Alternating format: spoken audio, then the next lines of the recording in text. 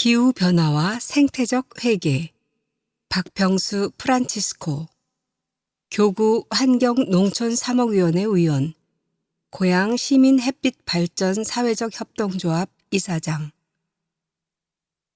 지난 2018년 4월부터 5월까지 제주도 여러 곳에서 우리나라에서는 관찰되지 않았던 3마리의 미기록종 새가 발견되었습니다. 언론에서는 단순하게 길을 잃은 새인지 다른 요인이 있는지 지속적인 모니터링이 필요하다는 내용으로 보도되었습니다. 그런데 금년 5월 17일과 18일 이틀 동안 훨씬 북쪽인 고양시 장항습지에서 이 새들이 관찰되었습니다. 이른바 젓갈색 따옥이라고 불리는 이 새는 동남아시아와 아프리카 같은 더운 지역에서 서식하는 것으로 알려져 있습니다. 혹시 기후변화의 영향으로 젓갈색 따오기가 더워진 우리나라까지 서식 공간을 넓힌 것이 아닌지 조심스럽게 추측하고 있습니다. 이미 창녕 우포늪을 비롯한 지역에서 자리를 잡아 번식하고 있는 물공의 경우처럼 말입니다. 아열대 지방인 남중국과 인도가 원래 고향이던 꽃매미가 올해는 전국적으로 퍼져 포도 농가를 비롯한 과수 농가를 바쁘게 만들었습니다. 따뜻한 겨울을 만나 알로 겨울나기에 성공한 꽃매미 개체수가 대규모로 늘어났다는 보도를 언론의 호들갑으로만 치부할 수 있을까요? 과수 농가에 대한 이야기를 했으니 주요 과일 중의 하나인 사과에 대한 이야기를 해보겠습니다.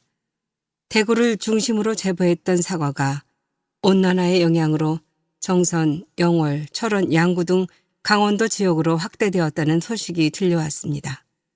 통계청에서 내놓은 기후변화에 따른 주요 농작물 주산지 이동 현황을 보면 우리나라 2016년 연평균 기온은 13.6도씨로 평균 12.5도씨보다 1.1도씨가 높아 1973년 이래 최고치를 기록했습니다.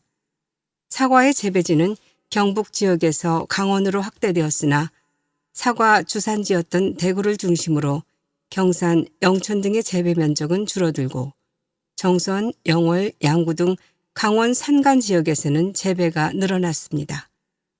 강원 정선군의 사과 재배 면적은 1970년 3.7헥타르에 불과했으나 2015년에는 141.8헥타르로 38.3배가 증가했고 이런 추세가 계속되면 2090년에는 강원 일부 산간 지역에서만 사과를 재배할 수 있을 것으로 전망했습니다.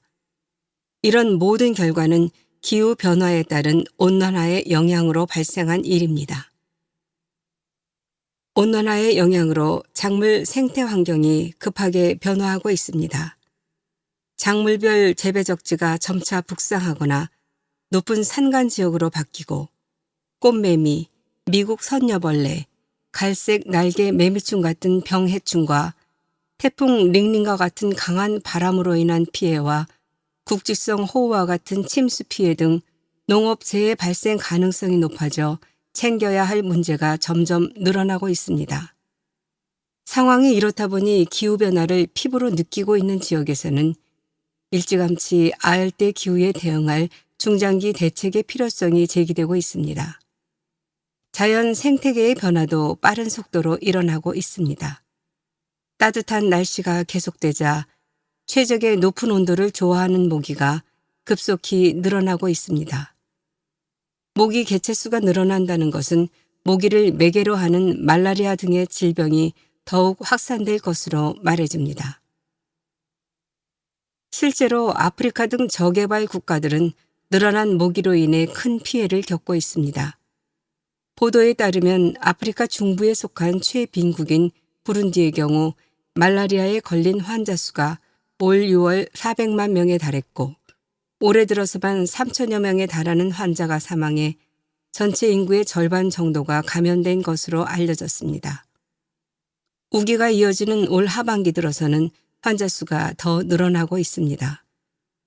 올해 말이 되면 감염자 수가 약 900만 명에 이를 것으로 예상되고 있어서 심각함을 더해가고 있습니다. 언급이 된 김에 말라리아에 대해서 알아보면 세계 인구의 약 40%에 달하는 24억 인구가 말라리아 영향 지역에 살고 있고 매년 약 3에서 5억의 환자가 발생하며 그중 100만 명 이상이 사망하고 있는 모기로 전염되는 전염병입니다. 먼 바다 건너에 있는 부룬디의 말라리아 발생 문제는 우리와 전혀 연관성이 없는 것이 아닙니다.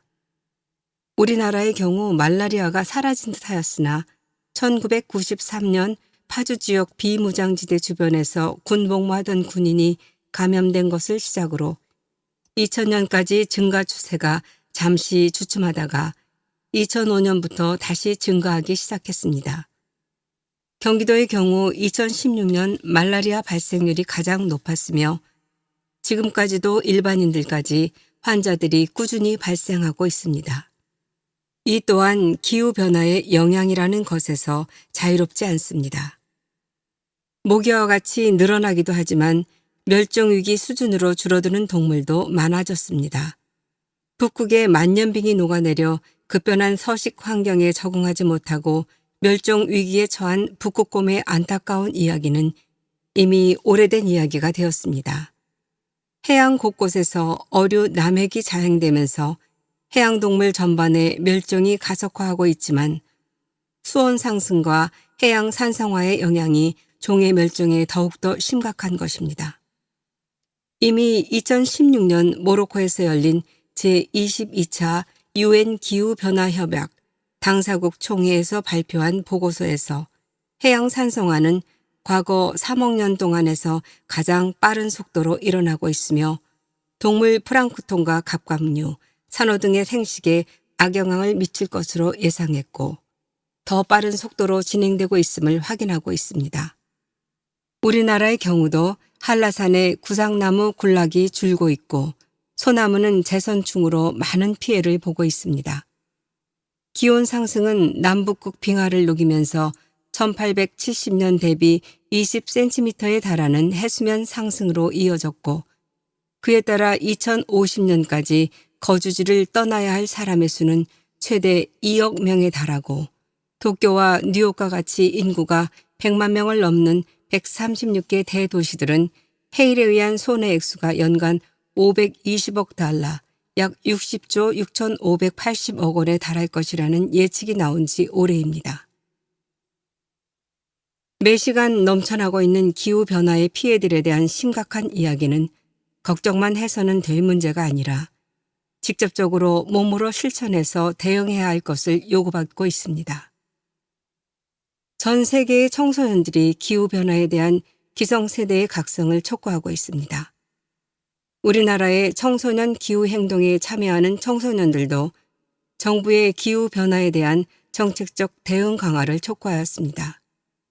특히 한국은 기후변화를 야기한 4대 악당 국가 중 하나이며 한국의 온실가스 배출 증가율은 경제협력개발기구 OECD 국가 중 1위라고 강조했다는 현장 소식을 전해 들었습니다. 우리 모두가 부끄럽지 않은 어른이 될 수 있도록 구체적인 실천을 통해 기후변화에 대응해야 할 소명을 잊지 말아야겠다고 다짐해 봅니다. 친환경 실천은 불편함을 감수하는 데 있습니다. 귀찮다는 이유로 소홀하게 되면 창조주, 창조 질서를 파괴하는 행위임을 다시금 되새깁니다. 생태적 회개와 더불어 당장의 실천에 우리 모두가 나서야 할 때입니다.